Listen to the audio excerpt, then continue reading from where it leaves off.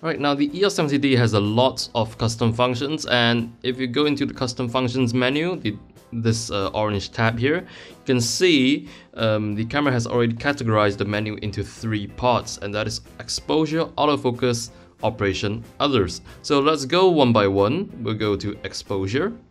So the first one is exposure level increments. So this one's pretty straightforward. Either each click you turn the dial, the exposure will go up by 1/3 of a stop or by 1/2 of a stop. So obviously, if you pick 1/3 of a stop, you get a much finer adjustment of your exposure. So I would recommend that, so you can get more fine-tuning of your exposure. Now you have ISO speed setting increments, either 1/3 of a stop or 1 stop. Bracketing auto cancel, either on or off, so that means it will auto cancel the exposure bracketing, either on or off. Bracketing sequence basically changes which shot comes first when you bracket your exposure, either the neutral one, the underexposed one, the overexposed one, or in the other order. So it's just in terms of the order, it will just change the order of your bracketing. It's not too much of a big deal.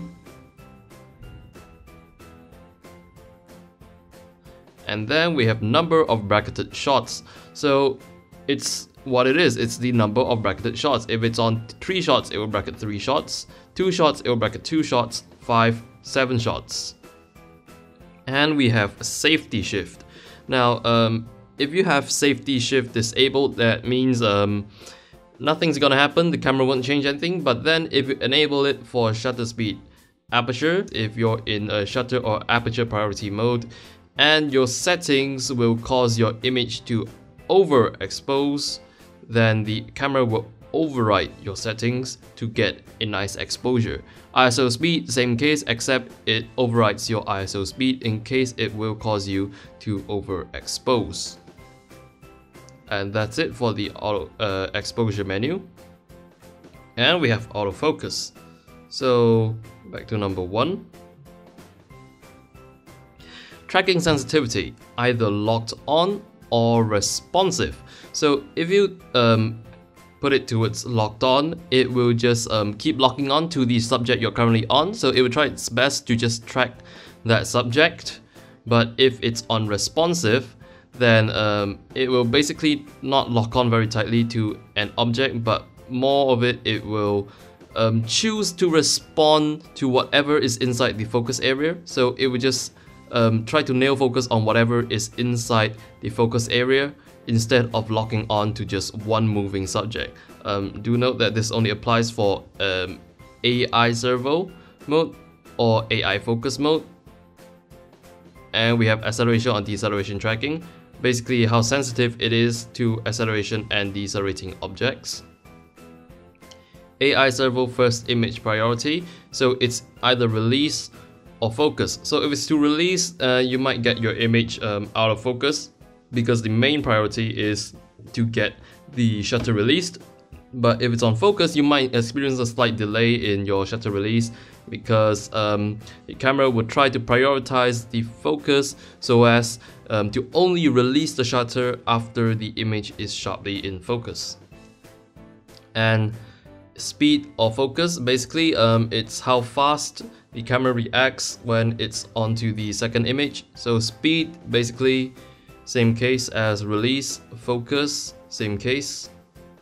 AF assist beam firing, so enable. So the camera's AF assist beam is actually only firing when your pop-up flash is on. So the internal AF assist beam will basically be a pulsating of the pop-up flash. And if it's disabled, it will not fire any beam. And if enable external flash only, it will only pulsate the external flash to assist in your AF. Now IR AF assist beam only, it's only for compatible speedlight flashes whereby there is a IR beam on the speedlight that can assist in your autofocus. Lens drive when AF impossible. So basically when your camera fails to nail focus, you can either make your camera continue the focus search or just stop. This one is basically which modes are available when you try to toggle them in the AF. So basically you want all of them to be available. Alright, so this is the AF area selection method. You can either use the AF area selection button or you can use the main dial. I would recommend you to select it using the AF area selection button since it's already a dedicated button there for you to use. So orientation linked AF point. So if you set it on this, same for both vertical and horizontal, basically it would just be that AF point that you have chosen. But select different AF points. That means if you turn your camera sideways to take a portrait, there will be a separate configuration for the AF point. So you can select one set of AF points for the horizontal mode, and you can set a separate set for vertical mode. So it's a nice feature to have. Manual AF point selection pattern, you can either stop it at AF area edges or continuous. Basically, if it's stopped at AF area edges, when you select it in the viewfinder, you can't go past these edges, and if I want to move from this point to here, I have to go all the way back to here. But if it's continuous, I can just keep turning and it'll keep going on and on and on. So back to this AF point display during focus. You really want to leave it on this. If it's all, it will display all the AF points as a dot and the active AF point as a box. Selected pre-AF or focus, that means it will only show up the selected point when you're initiating AF. Selected only when it's focused, and you can completely disable the display, which is highly not recommended because you won't even be seeing where you'll be focusing on. Viewfinder display illumination, it could either be auto, enable, or disable. If it's on auto or enable, the viewfinder will basically lights up red when it's too dark for you to actually see anything inside the viewfinder. AF micro adjustment, you can either disable that, or you can adjust all lenses by the same amount, or you can adjust it by lens. So AF micro adjustment is if your lens has back or front focusing issues, that means it's focusing either too near or too far, you can use this to calibrate your lens to fine-tune it. So pressing Q will change.